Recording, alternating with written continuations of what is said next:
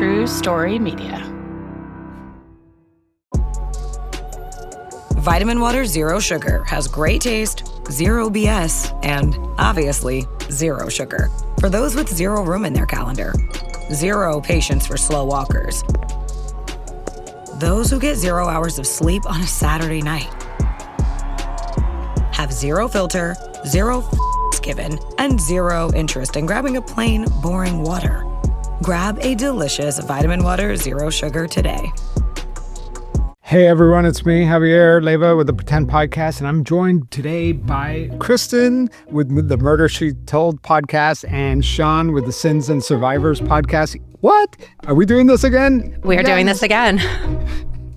We got such great feedback from our last episode that we figured, hey, why not? Let's do this again, right? But this time it's Christmas and we should do a Christmas episode, right? Yes, agreed. Yeah. So today we are going to talk about real life Grinches. Okay. These are stories of Christmas gone wrong. And boy, do we have a doozy. Kristen, kind of give us a preview of the main story that we're going to talk about, which is just wild. So this actually happened in Bangor, Maine, which is very, very close to me. And it's it was over Thanksgiving, and I have not heard about this before you brought it to me. By the way, I'm sick. This is not what I normally sound like, so thank you for bearing with me. But I mean, both of my stories are kind of home invasion stories with a Grinch twist, and I just think it's fascinating and a little bit terrifying.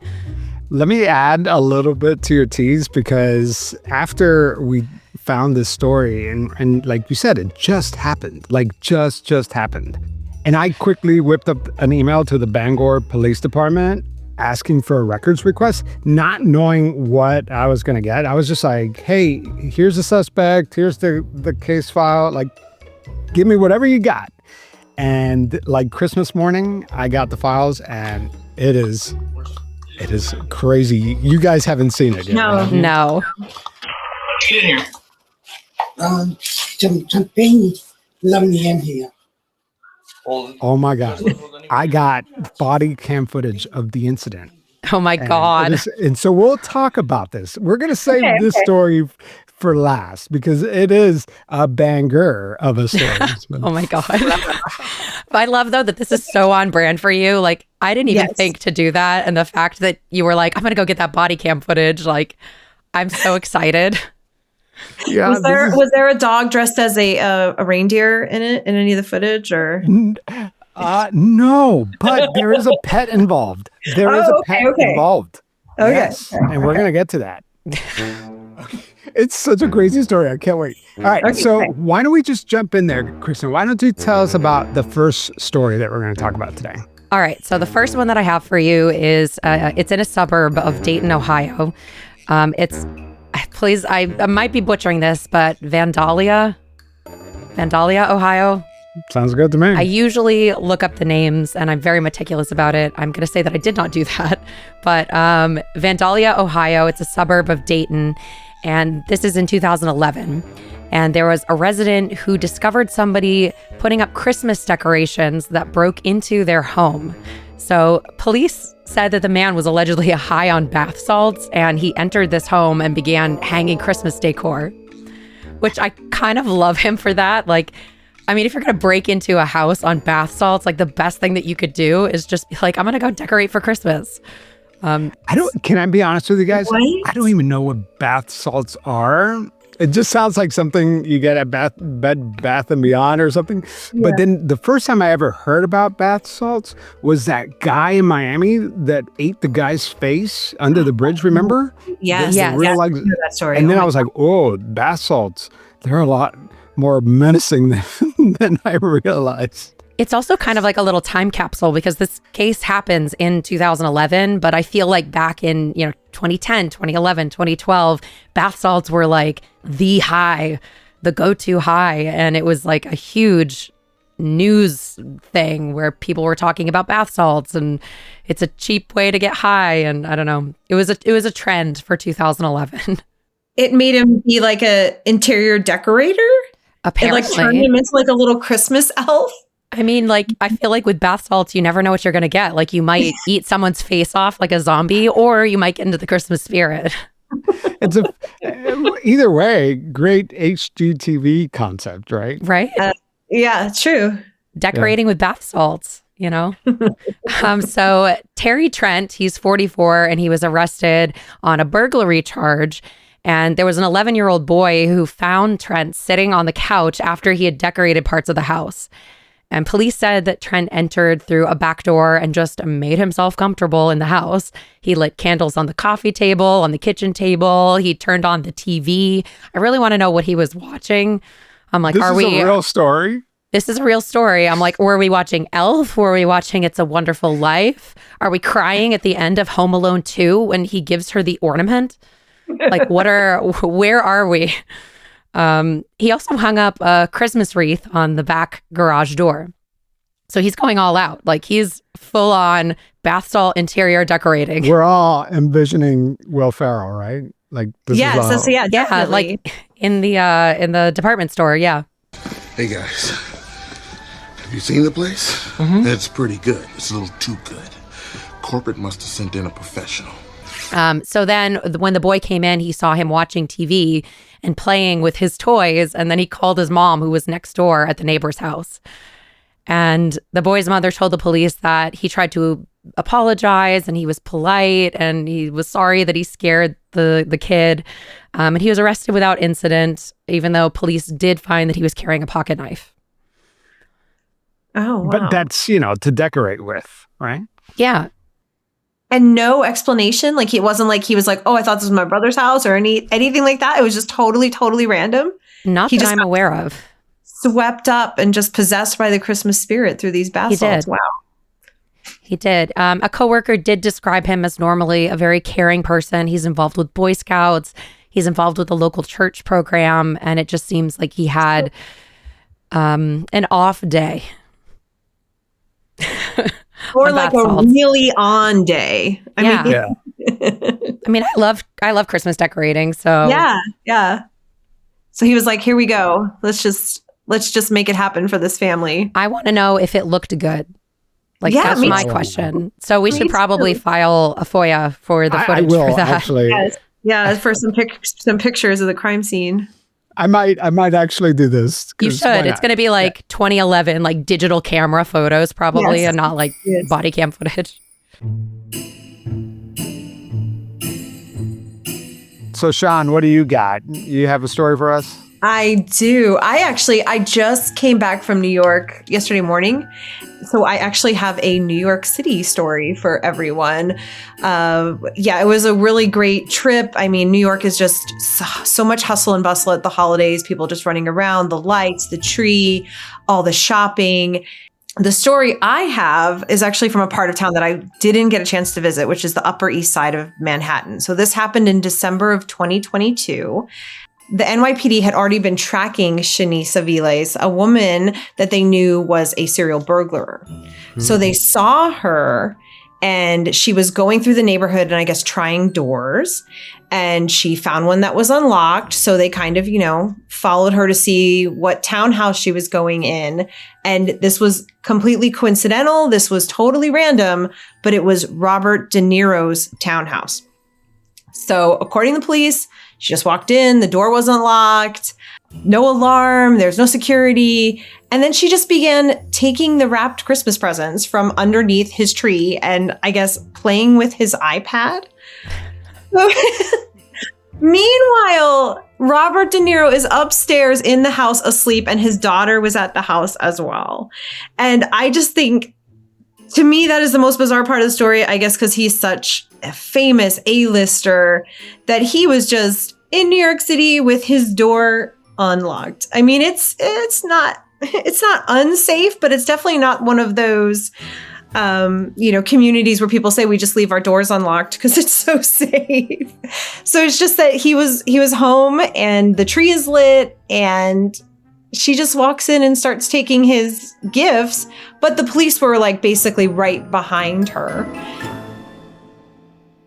Thankfully, because the cops were there, the story ends peacefully. I don't know how it could have gone if he had come downstairs or heard something. I mean, I think we're all lucky, although maybe she just would have been shocked and ran away, or it would have turned into some silly Christmas movie caper. But yeah, it just ends peacefully. I don't know how they managed to sleep through everything that happened, but she was arrested without incident. No one was hurt, and Christmas continued on as planned.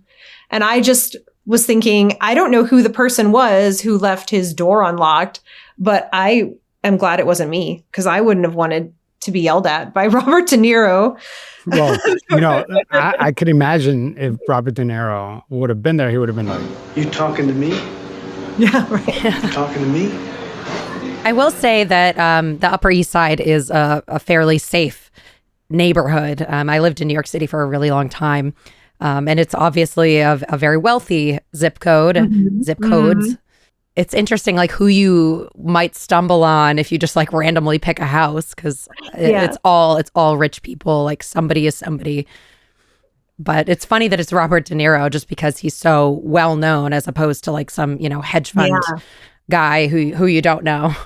Yeah, and I wonder if she ever brags about that. People love to tell their like celebrity sighting stories. Like, I wonder if she's ever like, "Hey, guess what I did one time? I broke into." I would. Yeah, right. Like, I would brag about that. Yeah. So it's like, again, like I can't believe the guts of some people at the holidays. They really are like Grinches, and they're just collecting people's Christmas gifts right from under their tree. But thankfully, like I said, it is, I guess, technically a home invasion, but one where no one was hurt, thank goodness. but apparently this is not her first time doing this, right? Like you said, she is a serial burglar, and this was just another gig for her, I'm sure. Mm-hmm. And it's interesting that they were already tracking her. I think that probably prevented it from being something way more dramatic, that they were right there. Oh, who knows? It would have popped out. Who knows? I kind of want to know what was on his iPad. Yeah, I know. Yeah. What was she doing? Playing Candy Crush, or who knows?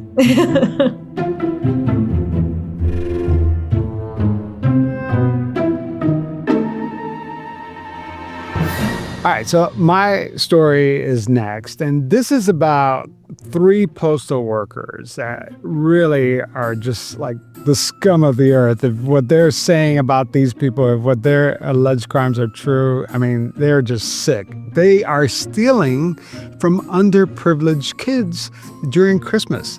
So I'll tell you how this worked. So you got 3 postal workers who are real Grinches, right? They were working in cahoots, I guess, making multiple copies of fake letters to Santa so they could get picked up by Secret Santa in Operation Santa program. Do you guys know about the Operation Santa program by the U.S. Postal Service? I don't know. I feel like I've heard of it, but I don't actually know. So Operation Santa is basically a program by the U.S. Postal Service where they match up individuals, businesses, charities with children in need who write letters to Santa. And the whole idea is that, these kids can get gifts, right, during the holidays. But instead, you have these 3 postal workers who are basically intercepting these letters. They're either writing the letters themselves, or they are actually printing out new labels with their address so that they could receive the gifts. So all of this happened during the 2013 holiday season.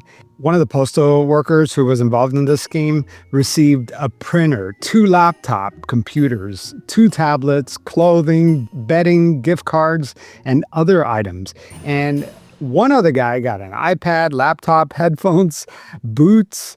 All of this is documented in court docs, by the way, and it is just crazy to believe that during this time period when there's kids who really need gifts, that there are some people in the post office thinking, hey, I know how to intercept this. I could make a couple bucks or get a bunch of free stuff if I could just steal gifts from underprivileged kids. I mean, it was just so gross. And those are real high-priced items. We're not talking like Barbies and like Lego sets. We're like laptop computers.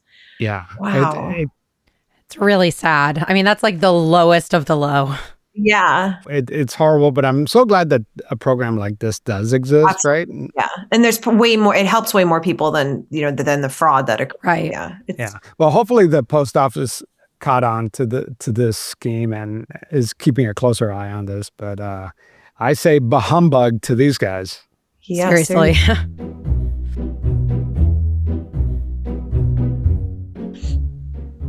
Well, I kind of want to inject a story here that was not in our little prep doc, but this just happened too, just a couple weeks ago, really. But it's about these prisoners. Now, the Grinch in this scenario is the actual like prison, because some of these inmates have gotten pretty clever, and in South Carolina, they used drones to deliver crab legs, steaks to the prison. Oh, and weed. Oh, let me see. What was it? It was Weed?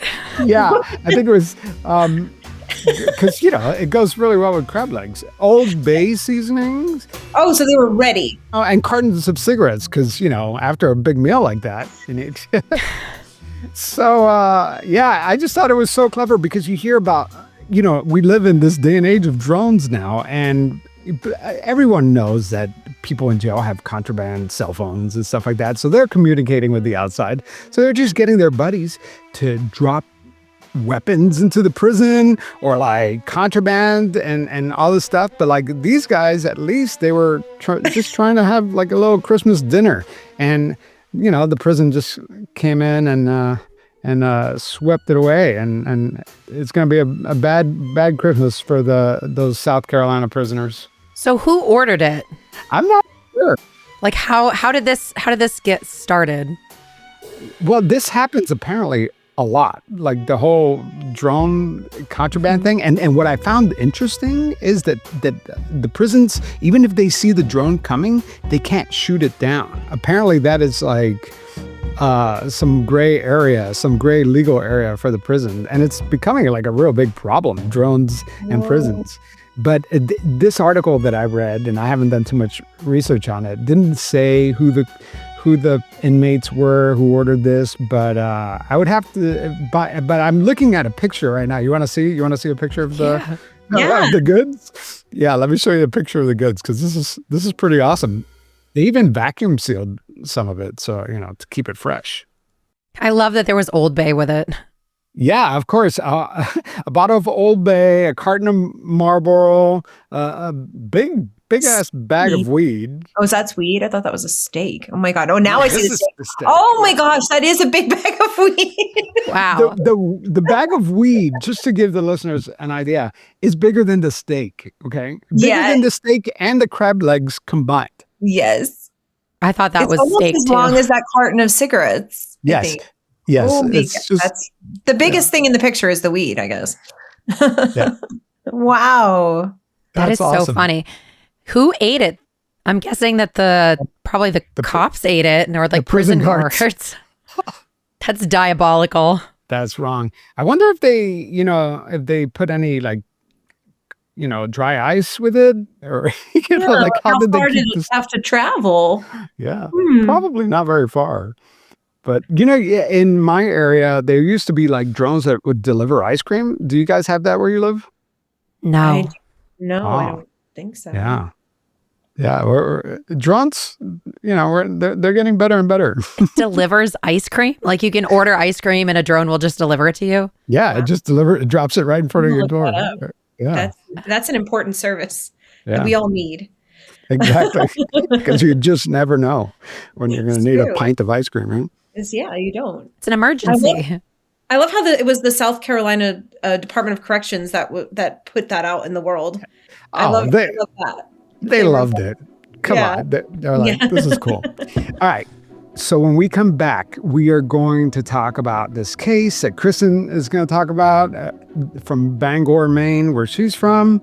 And, well, you're not from Bangor, Maine, but you're Close from Maine. enough. So close enough, right? And it is a doozy.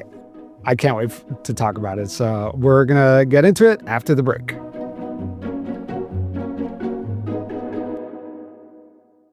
It's finally cold outside. We're making holiday plans.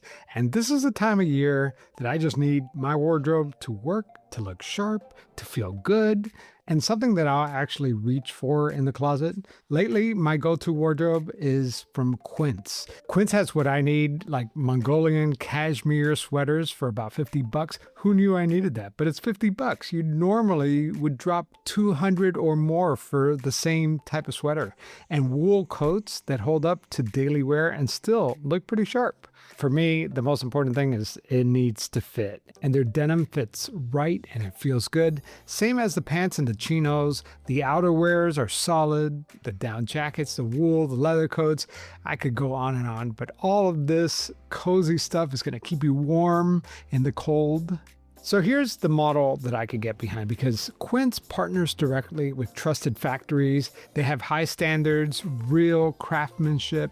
Plus, they cut out the middleman and the markups. So you get premium quality about half the cost. And here's a quick personal note. The down jacket that I just picked up is getting me through this winter cold weather. It looks good, it keeps me warm, and it doesn't cost a fortune. As the holidays hits, that's the piece I keep reaching for. And yes, Quince has gifts covered beyond clothing too.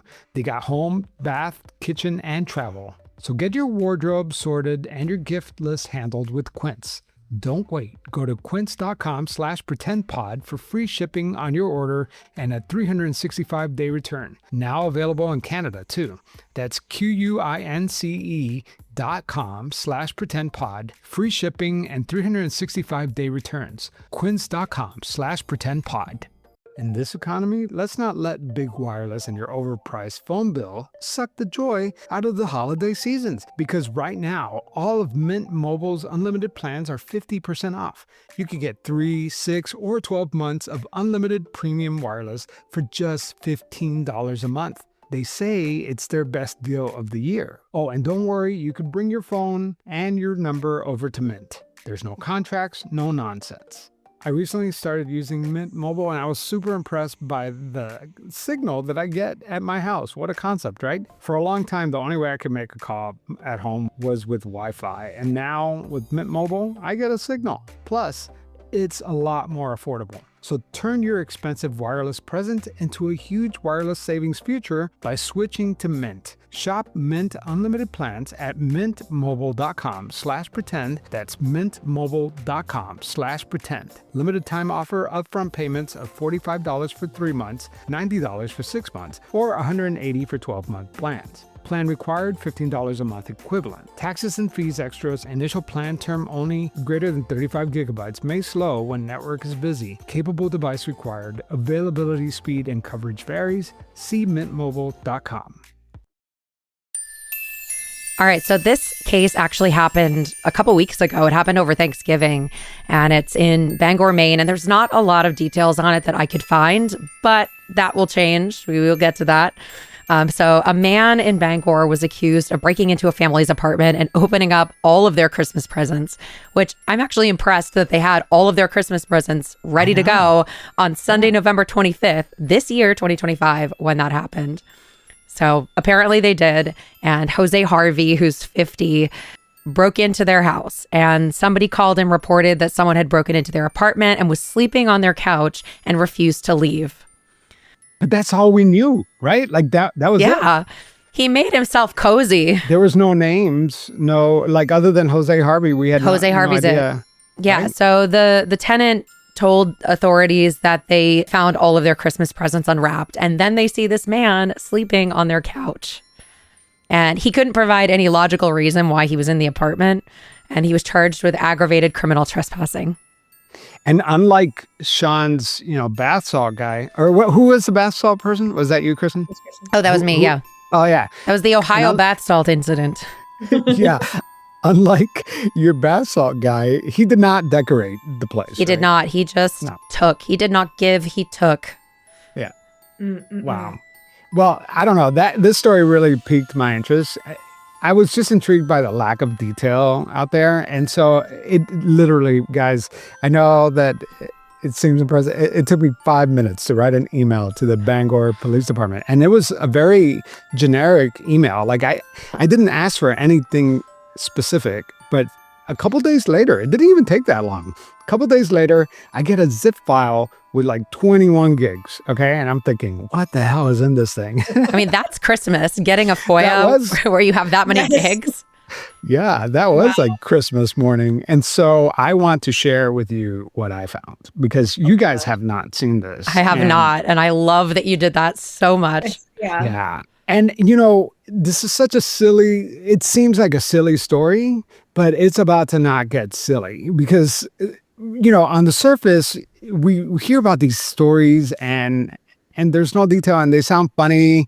And we're doing this whole special on Grinch's Christmas, but this is like a real person that this happened to. And when you watch this footage, you're going to see how scary it is because the cops showed up right as the perp was still in the apartment. Okay. And so they showed up. Somehow these people, the victims, kept this guy, Jose Harvey, in their apartment until the cops came. All right. So let's watch the footage. There's multiple clips, right? And each folder has a different body cam from a different officer who responded, even like the police dashboard. But this clip that we're watching right now is the officer heading to the call. Yeah. Like he's responding to the call. Okay, so he's arriving at the scene. It looks like a townhouse apartment type of situation where there's like one front door, and then when you open up the door, there's multiple different apartments. Hi. So let me stop right here and just kind of explain to the listeners who can't see this what's happening. So basically, the officer shows up. He meets the woman who lives in the apartment upstairs who made the call.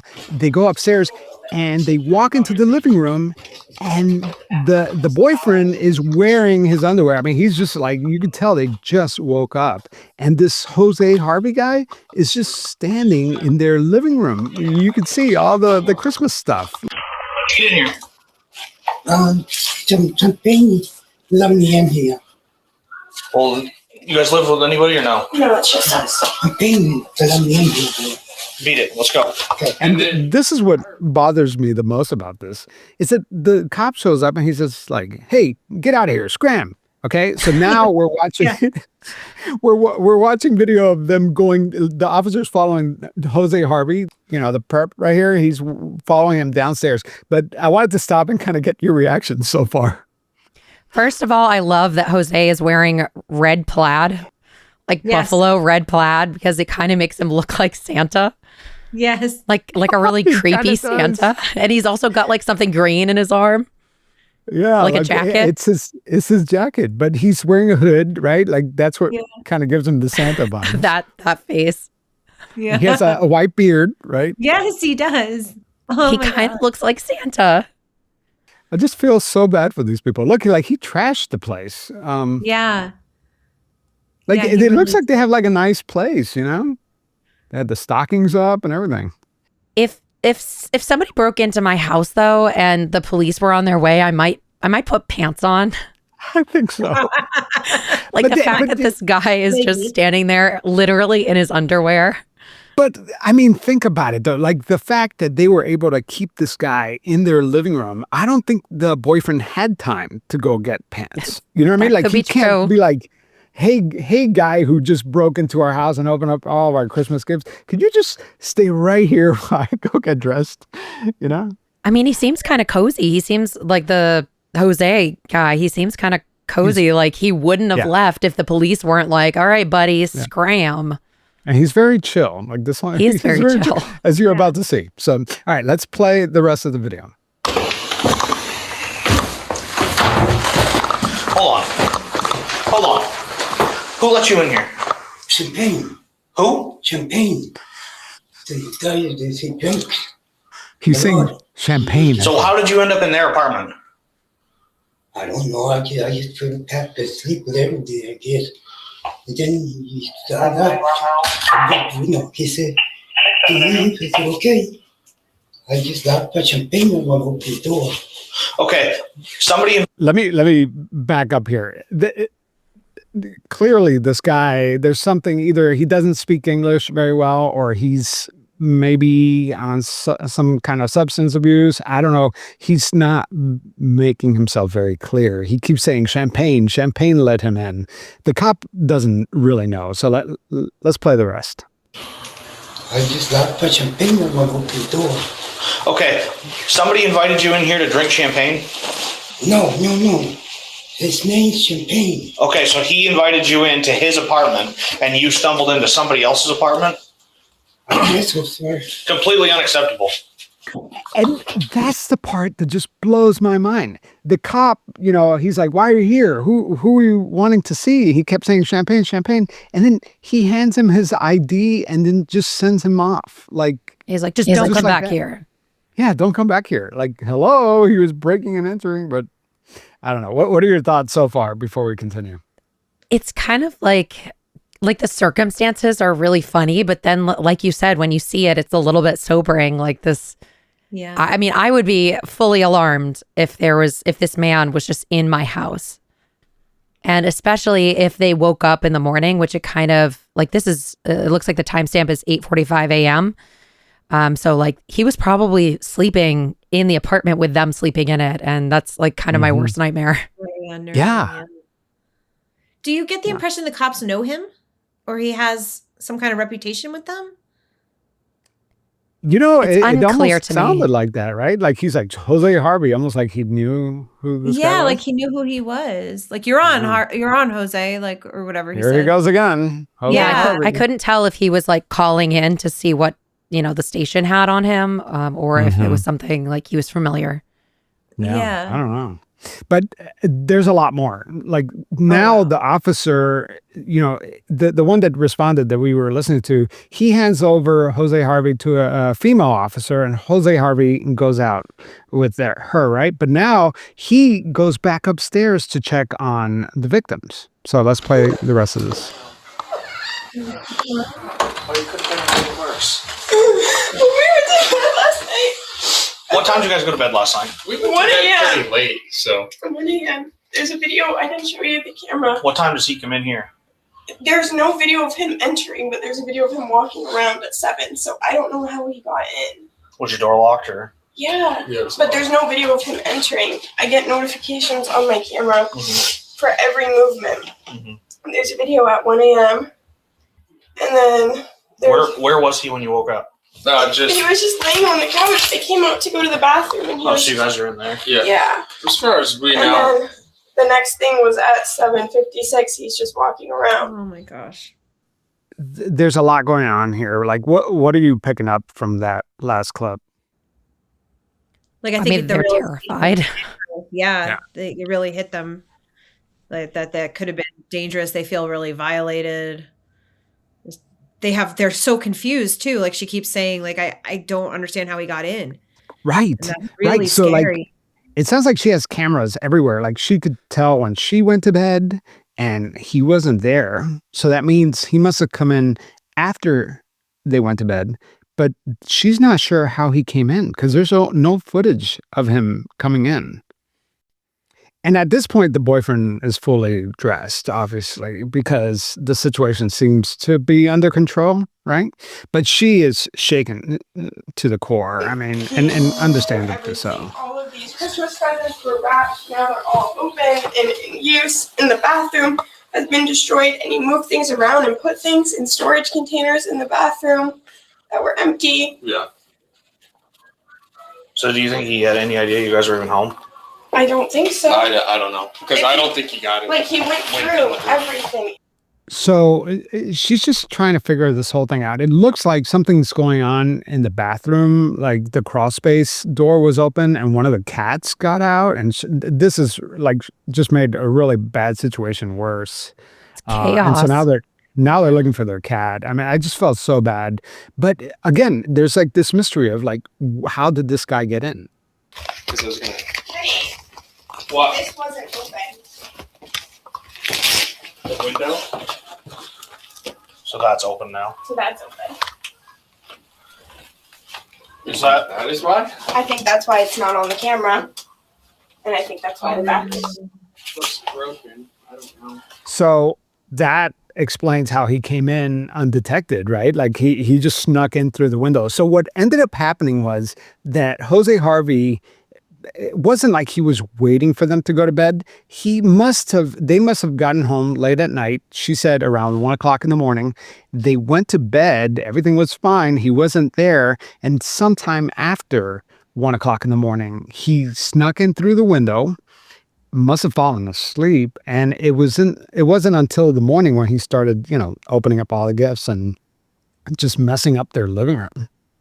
I think that once the cop realized like how messed up this was, let me see if I could find this. He realizes, okay, well, we got to take this guy in. But I don't know why he didn't do that to begin with. Yeah, stop and hold him. I think I'm going to take him on burglary. Yeah, duh. 3-2 direct 15. So anyway, in another body cam footage, you get to see where they apprehend him. They take him to the jail, and eventually he was charged. But it's just wild, because at face value, this story just seemed kind of funny, right? And like now that we get this intimate look into what happened, and not only like after it happened, we were watching it happen in real time. It's just, it hits differently, I guess. Yeah, it does. I mean, when you only have so many details, like it kind of is like a funny story. Like someone's in your house and opened up your presents and then reorganized your storage stuff in the bathroom. But then you like see the people and you see the impact, and it definitely changes it a little bit. Yeah, for sure. And the way the officer sighed when he got in the car, like you could tell that even he was like, I can't even believe this is happening. Like I think he really felt for them too, and knew to take it seriously. So I'm going to read you your rights. I need you to say yes or no after each one, okay? I just love that he's handcuffed and he's standing there with a cigarette hanging out of his mouth, like answering these questions. Yeah. So that's it, guys. I don't know if this made you less or more in the holiday spirit. I'm not sure. Definitely more. Yeah. Well, thank you so much. This was so much fun. I'm glad we were able to make this happen. Yeah, me too. I look forward to more of this in 26. Yeah. I have an episode. I'll plug this. I have a Christmas crime episode that's a 2-part. It came out last year. It is about Bertha Cody on the murder of Renee Cody. And it is a true Christmas murder if you want something that's a little bit deeper dive and not as a little bit more nefarious than breaking and entering. But it's a very interesting story. It's from the 40s. It's got showgirls. It's got affairs. It's got everything. So go listen to that if you want some more Christmas. That's right. Murder, She Told. All right. How about you, Sean? What's going on with you in the rest of the year? What should people look out for? John and I are going to release our annual Missing at the Holidays episode, because during the typical time on our podcast, we focus on stories out of Las Vegas, but once a year around the holidays, we share 5 or 6 missing person stories from outside of Las Vegas that either some of our friends in the podcasting world have told us about, that we want to highlight and continue to keep their names out there in hopes that the families have answers in the new year. So we'll have our annual Missing at the Holidays episode, I think probably the 30th, December 30th, I think, this year. So everyone go check out Sins and Survivors and Murder, She Told. And of course, Pretend if you're listening to on the other feeds. And we hope, that you guys have a wonderful holiday and a happy new year, and just take time to relax and start all over again in 2026. So thank you for listening, and go and check out all of our shows.